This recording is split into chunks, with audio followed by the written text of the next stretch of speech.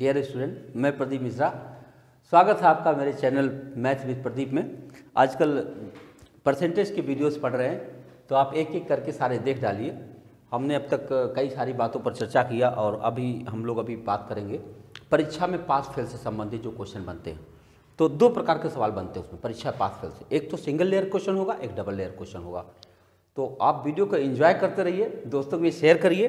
कहीं कोई समस्या हो तो ज़रूर बात करिए। देखिए, जब एक इंट्रैक्शन बढ़ेगा ना तो फिर आपकी समस्या हमारी समस्या हो जाएगी और हम उस समस्या को बेहतरीन ढंग से आपको बता पाएंगे। तो आइए शुरू करते हैं। एक क्वेश्चन ऐसे सोचिए कि किसी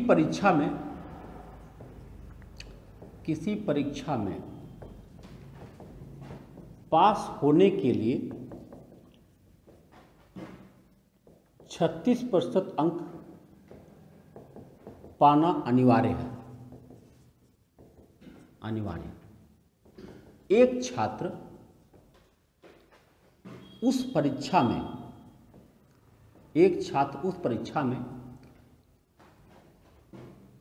32% अंक पाया और 40 अंकों से फेल हो गया। तो पूछा जाता है कि पूर्णांक बताइए।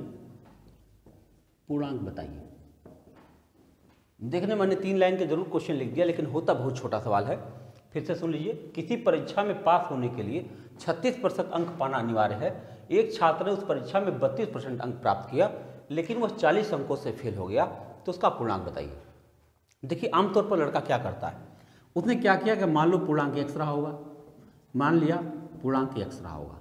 अभी मैं बताऊंगा कि इसके अलावा क्या सोचते तो बेहतर होता। तो x अगर पूर्णांक हो गया तो x का अगर कोई बच्चा 36% पाता तो पास हो जाता, लेकिन वो हमारा बच्चा था जो x का 32% पाया और फेल हो रहा, 40 नंबर से फेल हो रहा। अगर इस बच्चे को आप 40 नंबर दे दें तो पास हो जाएगा। अगर वो बच्चा 36% पाया होता तब भी पास हो जाता। फिर इसका मतलब ये वैल्यू और ये वैल्यू इसमें एग्जैक्टली सेम है, यानी अब हम इनके बीच में बराबर चिन्ह लगा सकते हैं। और अब इसे हल करना आसान हो गया। इसको आप कहोगे 36x/100 और ये वैल्यू इधर आएगी जब, तो ये 32x/100 और बराबर 40। अब आप घटाओगे तो 4x/100 बराबर 40। तो x बराबर क्या होगा, 40 × 100 अपान 4। 4 से इसको काट देंगे 10 और 10 × 100 बराबर 1000। तो आपका उत्तर आ गया कि परीक्षा का पूर्णांक 1000 था। अब 1000 का ये भी पूछा जा सकता है कि उसने कितना प्राप्त किया। बिल्कुल सही है, 1000 का 32% पा जाओ। कितना पासिंग मार्क्स है, 1000 का 36% निकाल दो। अब तो सब कुछ मिल जाएगा। लेकिन ये तब भी तो बड़ा लग रहा है, बहुत बड़ा लग रहा है। इतना बड़ा कोशिश ना करें। देखिए, एक क्वेश्चन पर आपके पास समय बहुत कम होता है, तो इतने छोटे सवाल पर इतना एनर्जी वेस्ट करने की जरूरत बिल्कुल नहीं है। आप अगर इस क्वेश्चन को x की जगह पे 100x माने होते तो देखिए कितना सिंपल होता। मान लिया जाए पूर्णांक पूरा 100x है। अब बताओ, इस 100x में से 36% पाता तो पास हो जाता, अर्थात 36x पाता तो पास हो जाता। लेकिन पाया कितना, वो 32% पाया, यानी 32x पाया और 40 नंबर से फेल हो रहा, तो 40 से दे दो। मैंने सब कुछ वही लिखा है, बस केवल पूर्णांक में जो हमने यहाँ x माना था वहाँ 100x मान लिया। इससे क्या फायदा मिला कि हमारा जो फ्रैक्शन था खत्म हो गया। फ्रैक्शन खत्म हो गया तो देखिए सवाल कितना इजी हो गया। अब 32x इधर आएगा तो 4x बराबर 40 हो जाएगा और x बराबर 10 हो जाएगा। अगर x की वैल्यू 10 आ गई तो x की वैल्यू यहाँ रख लिया जाए, 1000 आ गया या नहीं आ गया। तो आप देख सकते हैं कि कितने आराम से इस क्वेश्चन को बहुत छोटे रूप में लगाया जा सकता है। तो कोशिश करें कि आप इसे फॉलो करें। ये तो बड़ा तरीका है, ये छोटे बच्चों को समझाने के लिए। अगर आपका कोई छोटा भाई बहन किसी क्लासेज में पढ़ता है 8वीं 9वीं में, तो आप उसे समझाने के लिए इसका इस्तेमाल ज़रूर कर सकते हैं। लेकिन अपने लिए कतई ना करें, अपने लिए ये इस्तेमाल करें तो ज़्यादा बेहतर होगा। ठीक है, आगे बढ़े। इसमें अभी ये सिंगल लेयर क्वेश्चन हुआ, अभी एक डबल लेयर पर क्वेश्चन लेते हैं। डबल लेयर में क्या होता है कि एक लड़का जो है पासिंग मार्क्स से कुछ ज़्यादा पा जाता है और एक लड़का पासिंग मार्क्स से कम पा जाता है। बस इसी आधार पर क्वेश्चन बनाया जाता है और आपको वर्तमान बताना पड़ता है कि अगर वो कितना पाता तो पास हो जाता और उसका पूर्णांक क्या था। देखिए, हम सवाल बनाते हैं। किसी परीक्षा में एक छात्र 38% अंक पाया और 38% अंक पाया और 30 अंक और उत्तीर्णांक से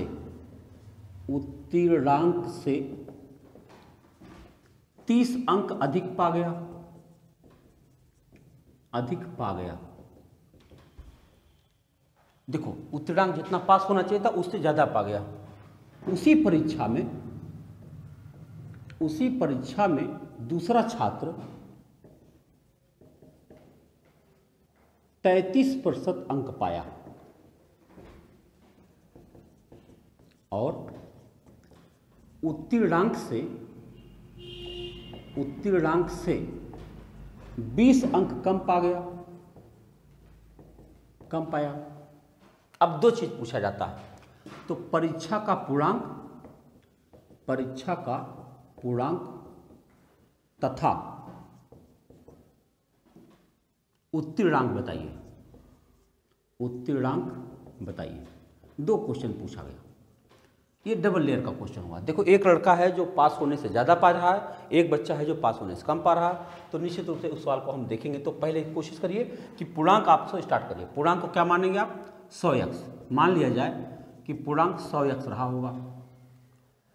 अब जो बच्चा 38% पाया था, निश्चित रूप से इसका 38% 38x पाया होगा, और दूसरा बच्चा 33% पाया है तो 33x पाया होगा। यह बच्चा 30 नंबर ज़्यादा पा गया, तो हम क्या करेंगे? इसमें से 30 नंबर निकाल देंगे, और इससे निकालने से क्या होगा? वो जस्ट पास हो पाएगा। 30 नंबर अतिरिक्त पा गया है, अगर उससे हम 30 नंबर ले लें तो भी जस्ट पास हो जाएगा। और ये बच्चा 20 नंबर कम पाया है, अगर इसको हम 20 नंबर दे दें तो भी जस्ट पास हो जाएगा। अब क्या पोजीशन होगी कि दोनों बच्चे एक पॉइंट पर सेम हो गए, यानी अब हम इनके बीच में बराबर चिन्ह लगा सकते हैं। बराबर चिन्ह पर एक बात याद आई, मैं एक संस्कृत में श्लोक सुनाता हूँ आपको। अष्टादश पुराणेषु व्यासस्य वचनं द्वयम् परोपकाराय पापाय पुण्याय परपीडनम।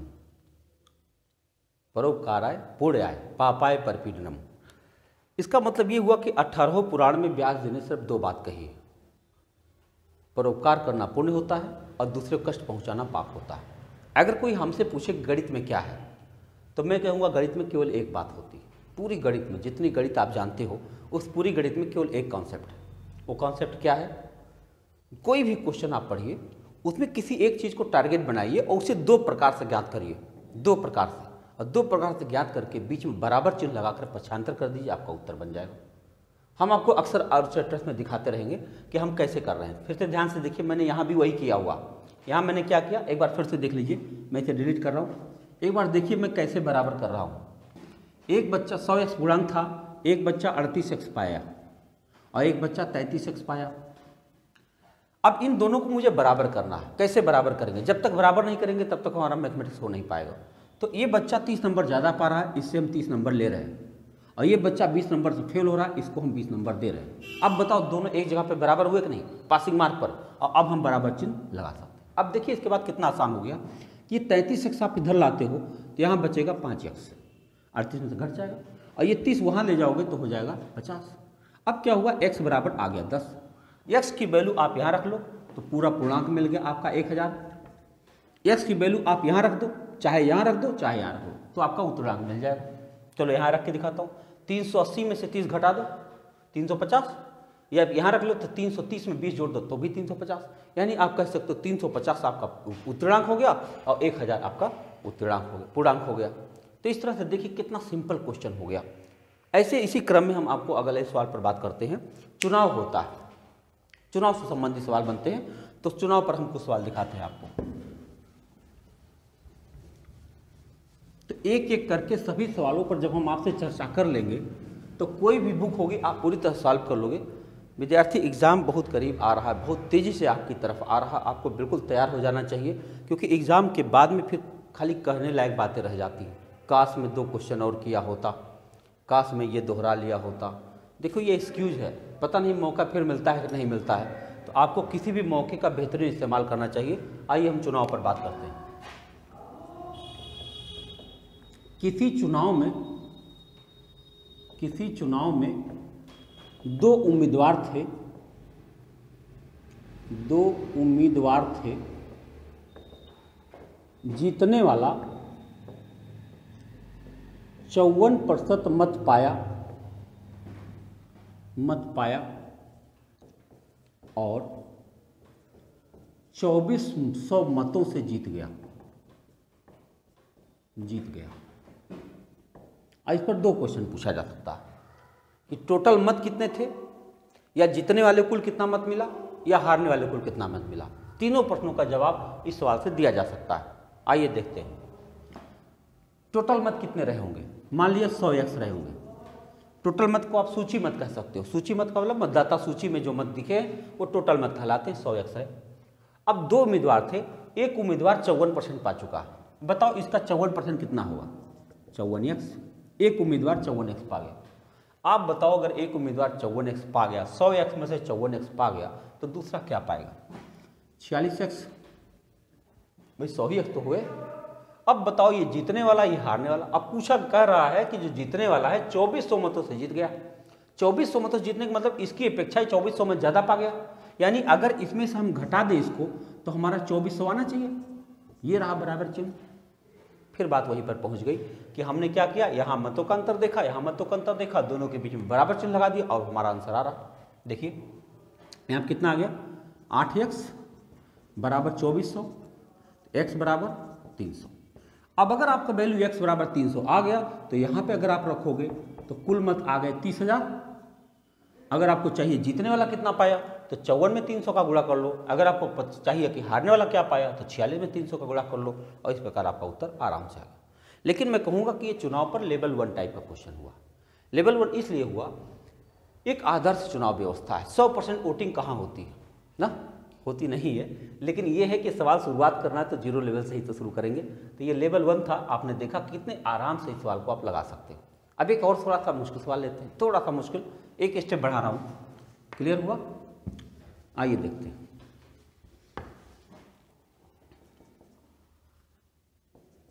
किसी चुनाव में 2 उम्मीदवार थे।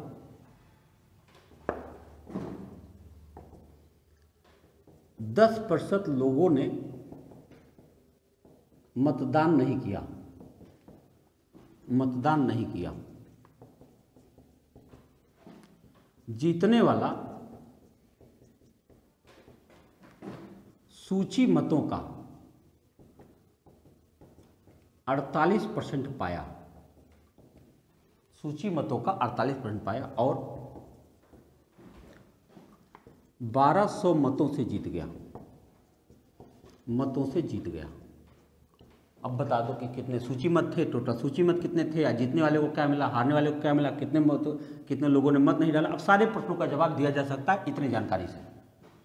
तो आइए समझते हैं। मान लिया पूछा गया कि सूची मतों की संख्या बताओ, कितने सूची मत थे। तो आप क्या करोगे, पहले टोटल मत 100x रहा होगा, इसमें से 10% लोगों ने मत नहीं डाला, तो कितने लोगों ने वोट डाला होगा? 90x में। अब कह रहा है कि जीतने वाला उम्मीदवार जो था वो सूची मतों का 48% पाया। सूची मत। अच्छा एक बात बताओ, अगर सूची मतों का 48% पाया और चुनाव वो जीत रहा है तो क्या हारने वाला 52% पाया?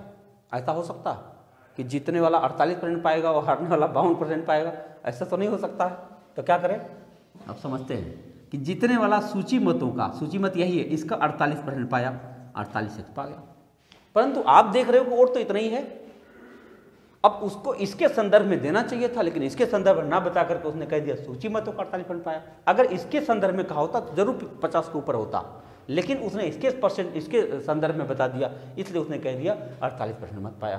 तो आपको तो पता है कि अगर 48% जीतने वाला पाएगा तो हारने वाला क्या पाएगा? 90 में से आपको 48 घटाना होगा। 90 में से 48 आप घटा दोगे तो आ जाएगा 42x। अब जीतने वाला 48x पाया, हारने वाला 42x पाया, और इन्हीं दोनों का अंतर है 1200। तो आप बहुत आराम से कह सकते हो 6x बराबर 1200 और x बराबर 200। अगर x की वैल्यू आ गई है तो अब आप इस सूची मत अगर इसमें रख दो तो आपका उत्तर आ जाएगा 20,000 सूची मत हो गए। देखो आप कह सकते हो कि 20,000 सूची मत मिल गए। अगर कहा जाए कितने वोट डाले गए तो आप इस वैल्यू को यहाँ रख दो, 9 दूनी 18,000 वोट डाले गए। अब आप कह सकते हो कितने वोट बर्बाद चले गए या वोट डाले नहीं गए। भाई इसका 10% निकाल दो 20,000 का, यानी 2,000। भाई 20,000 टोटल थे, 18,000 वोट पड़े, इसका मतलब 2,000 वोट नहीं पड़े। तो आप देख रहे हैं कि इस पर पिछले सवाल की अपेक्षा थोड़ा सा आप एक स्टेप आगे था। अगला क्वेश्चन लेता हूं तो इससे भी थोड़ा एक स्टेप आगे रहेगा, देखता हूं क्लियर हो रही बात।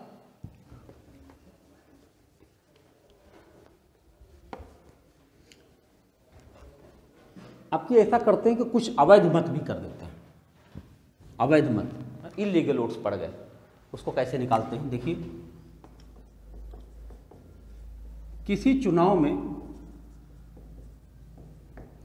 2 उम्मीदवार थे,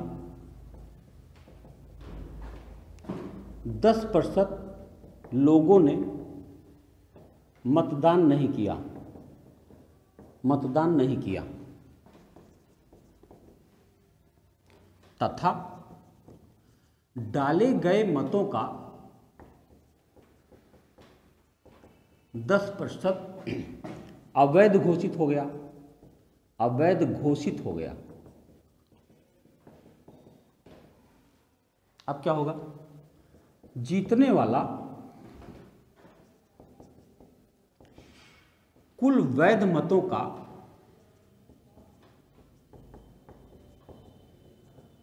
54% पाया और 1620 मतों से जीत गया। अब क्वेश्चन पूछा जा रहा है कि कुल सूची मत कितना थे, कुल सूची मत कितना था, या जीतने वालों को कितना मिला या हारने वालों को कितना मिला। अब आप कह सकते हो कि लेवल 3 का क्वेश्चन आ गया। क्यों? इसमें आपको सूची मत भी है, इसमें अवैध मत भी है, इसमें नहीं डाले गए वोट भी है। तो क्या करोगे आप, मान लो 100x टोटल वोट रहे होंगे, इसमें से 10% लोगों ने मतदान नहीं किया, तो कितने लोगों ने किया होगा, 90x ने किया। ओके, इस 90x में से 10% वोट खराब चले गए।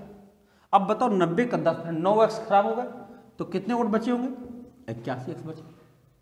यहां तक बात आ गई कि इतने वोट सही वोट। जीतने वाला जो उम्मीदवार था वो इसके संदर्भ में नहीं दिया, अब की बार देखो वैध मतों के हिसाब से दिया। देखो कहा है जीतने वाला कुल वैध मतों का 54% पाया। अच्छा बताओ, इस संख्या का कोई आदमी 54% पा जाएगा तो दूसरा वाला क्या पाएगा, एक 54% पाएगा तो एक 46% पाएगा, क्योंकि जो शेष बचा धन उसी को 100 समझा जाता है। आपको याद होगा, अगर हमारा पुराना वीडियो आप देखे होंगे तो उसमें जब मैंने कहा था कि इतना रुपया भोजन पर खर्च किया, फिर शेष का इतना % यहाँ खर्चा किया, शेष का इतना %, तो हर बार हमने 100 - x, 100 - y, 100 - z किया हुआ था। पिछला वीडियो आप देखोगे तो शेष बचे धन को ही आप 100 मानते हो। ऐसे ही इमेजिन करो कि अगर मैं कह दूं कि मैं अपने जेब का 20% मैं यहाँ रखता हूँ तो मेरे पास क्या बचेगा, तो आप तुरंत कहोगे 80% बचेगा। आपको नहीं पता है कि हम अपने दिन भर में आज मैंने 6 बार पैसे खर्च करे, तो 6 बार पैसे खर्च करने के बाद भी आप 100% मान रहे हो, बल्कि यही सच्चाई है कि जो बचा हुआ धन ही 100% हमारा होता है। तो जो जीतने वाला उम्मीदवार है इस बचे हुए धन का, यानी इस वैध मतों का 54% पाता है, तो दूसरा वाला इस वैध मत का 46% पाएगा। यानी इस वैध मत के 54 और 46 का गैप कितना हुआ, 8%, यानी इसके 8% से हार जीत हो रही है। यानी अब हम लगा सकते हैं कि 81x का 8% जो है यही इन लोगों के हार जीत का अंतर बन रहा है, कारण बन रहा है।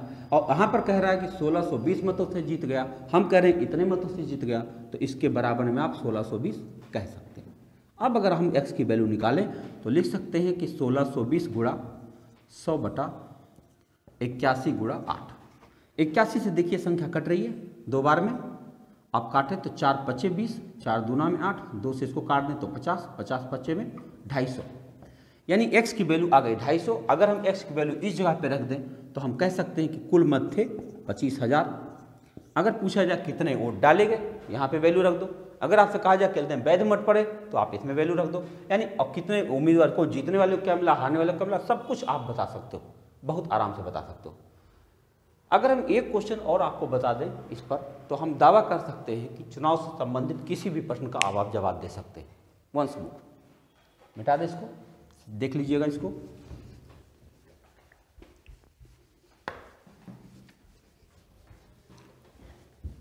एक क्वेश्चन और देखिए,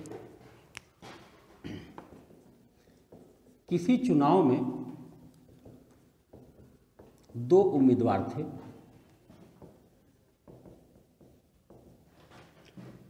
10% लोगों ने मतदान नहीं किया, मतदान नहीं किया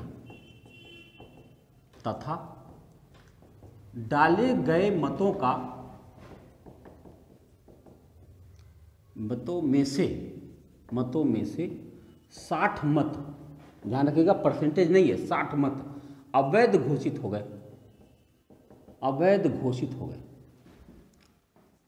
गए, जीतने वाला सूची मतों का, ध्यान रखिएगा पिछले सवाल में वैध मतों का था, इसमें हम सूची मत बोल रहे हैं, सूची मतों का 47% पाया और 308 मतों से जीत गया।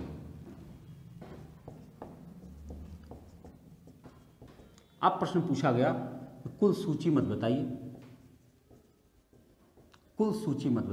अब आप देख सकते हैं कि एक क्वेश्चन में पर्याप्त कोशिश किया गया कि हर तरह की बातें आ जाए। तो आइए देखते हैं। 100x कुल मत रहा होगा, तो 100x में से 10% वोट नहीं डाले गए, इसका मतलब 90x वोट डाले गए होंगे, और इस डाले गए वोट में से 60 मत खराब चला गया, तो देखो 60 मत खराब चला गया तो बचे कितने होंगे, 90x टोटल थे जिसमें से 60 खराब चले गए, यही हमारे पास वैध वोट बचे। अब जो जीतने वाला था वो क्या पाया, जीतने वाला पाया सूची मतों का 47, सूची मत तो यही है 100 का 47 होगा, यानी 47x जीतने वाला पा गया।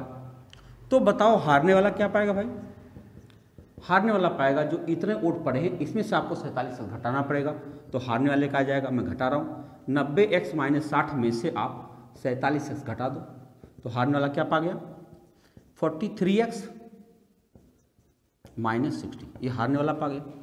अब जो हार जीत का अंतर आता है, जो यहाँ पर 308 लिखा हुआ है कि इन दोनों के मतों का अंतर है, तो हम जीतने वाले में से हारने वाले का मत घटा देंगे और 308 लिख देंगे, हमारा काम हो गया। 43x - 60 बराबर 308, चलो हल किया जाए। 47x - 43x, ये प्लस का सिंबल बन जाएगा, बराबर 308, तो यहाँ पर वैल्यू घटाएंगे तो 4x, और ये 60 वहाँ जाके माइनस होगा तो क्या बचेगा 248, x की वैल्यू कितनी आ गई 62। अब अगर x की वैल्यू हम यहाँ पर रखते हैं तो कितना उत्तर आपका बन गया 6200, ये आपका आंसर है। तो आप देख सकते हैं कि चुनाव से संबंधित आपका ये थोड़ा बड़ा सवाल था। हमने कोशिश किया है कि हर तरह के सवाल पर हम आपसे चर्चा करें। आप समय भी कम होता है यहाँ पर, लेकिन फिर भी कोशिश करता हूँ कि एक वीडियो कुछ ऐसा बने कि जो आप लोग उसको देख पाएँ, ज़्यादा समय भी हम आपका ना लें और हर प्रकार के सवालों पर चर्चा कर सकें। आप अपने जो अनुभव हैं सवाल लगाने के बाद वो अनुभव हमसे ज़रूर शेयर करें। अपना ख्याल रखिए, बहुत बहुत धन्यवाद।